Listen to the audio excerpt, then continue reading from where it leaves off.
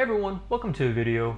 Today what I wanted to do was do sort of an apples to oranges comparison with two cameras. We have the Panasonic GH5, which is a micro four thirds camera, great for video, also does decent photography. And then we have the 5D Mark IV, which is more, it's a full frame, camera, DSLR that is geared more towards stills photography. However, it still does great video. And one thing about the 5D Mark IV video capabilities is it does 4K finally, good for Canon. However, when it goes into 4K mode, it uses a 1.74 times crop on the full frame sensor, which comes pretty close to the size of the sensor that's on the GH5, which is a micro four thirds. And that got me to thinking, I use these cameras at work a lot, I use the GH5 a lot, and I just wanted to see how they compare to one another. So what I went ahead and did is created, a situation where I had the same exact environment, same setting, same scenario.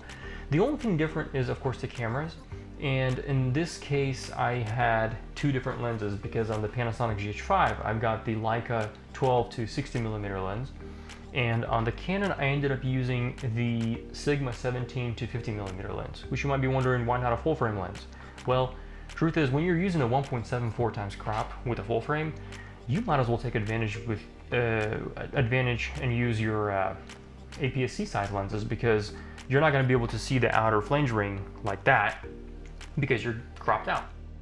So with that said, I went ahead and set up both cameras in the same environment, same settings, and with the same light settings and all that kind of thing, and wanted to see how they both compare. Of course, everything is in manual focus, so there's no automation going on.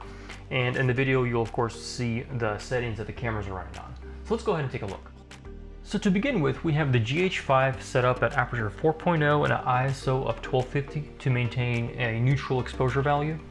Notice we got two random chopsticks in front of the object, and in the background we have the wall and my computer screen. Everything looks pretty good. Here, the 5D Mark IV, same exact aperture, ISO is at 1250.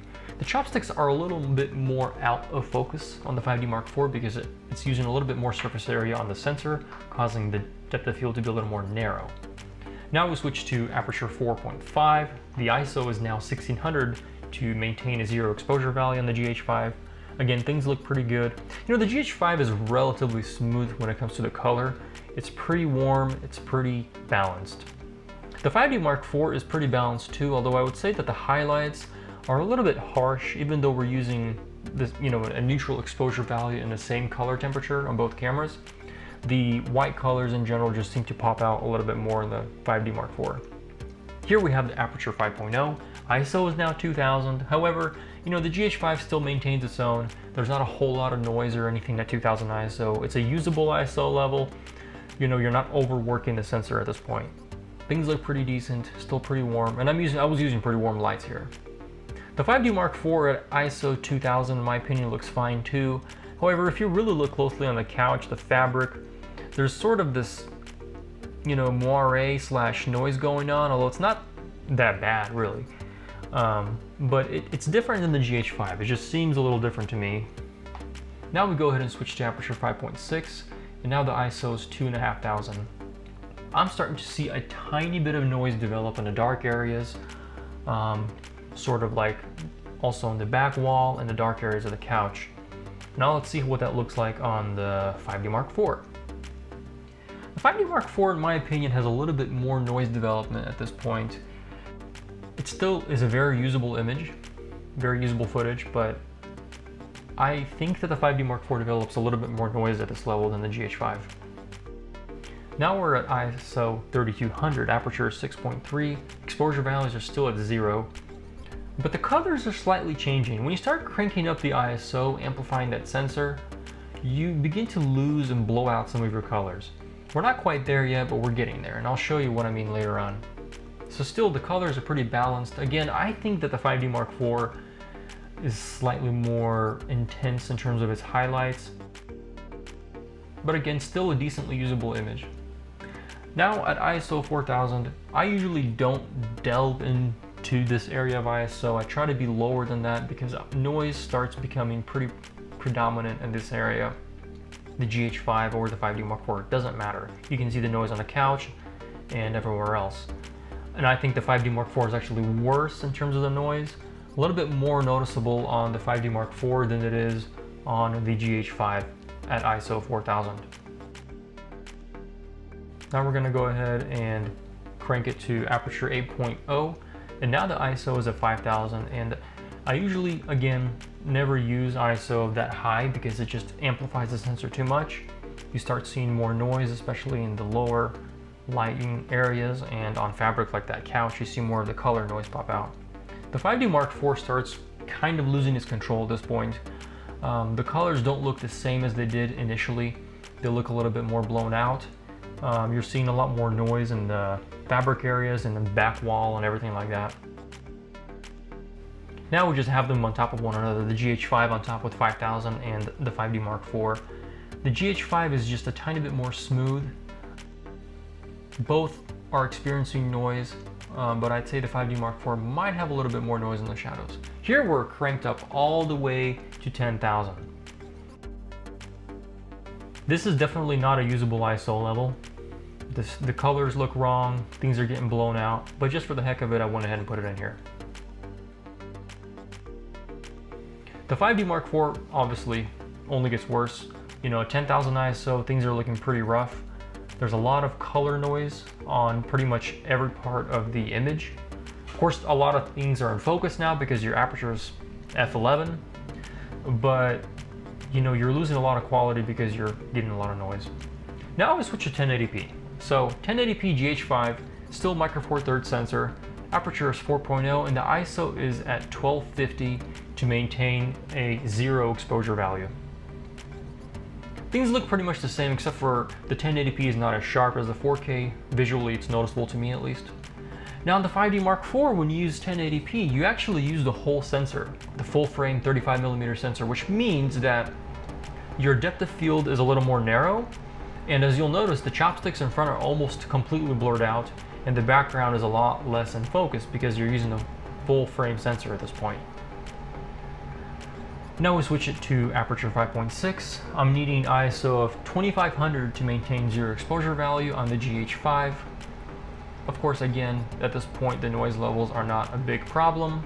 It's still a relatively clean image.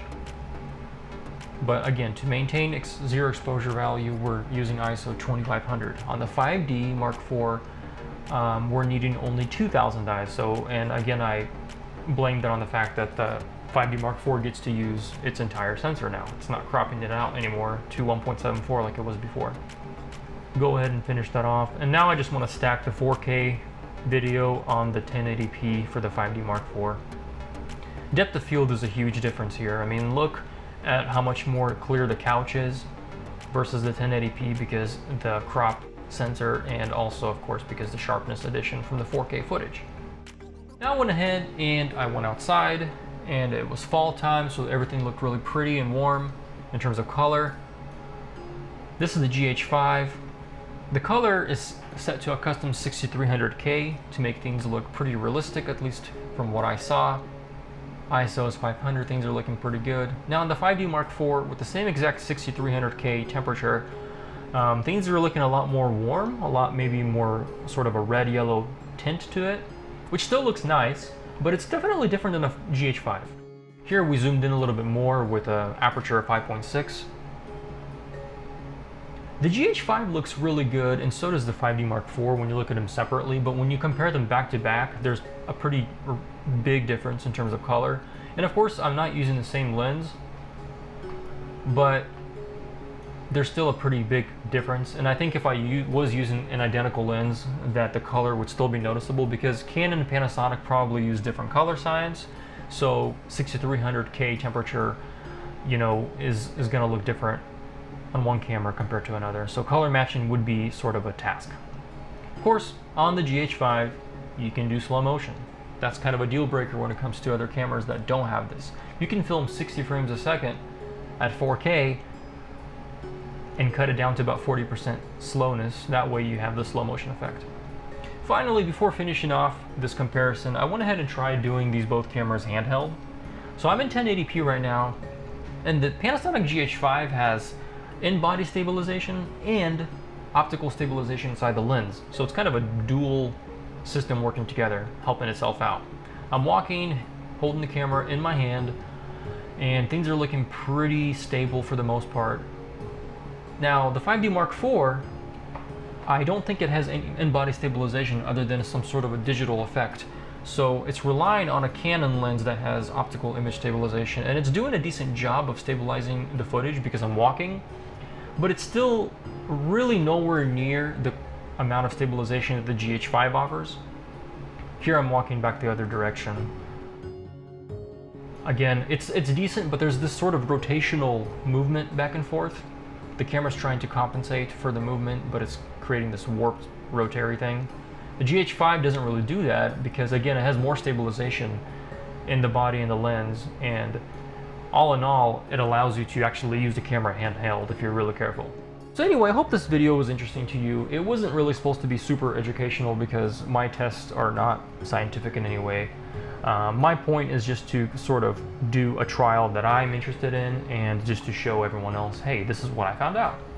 So I appreciate you guys watching the video, and hope to see you guys next time.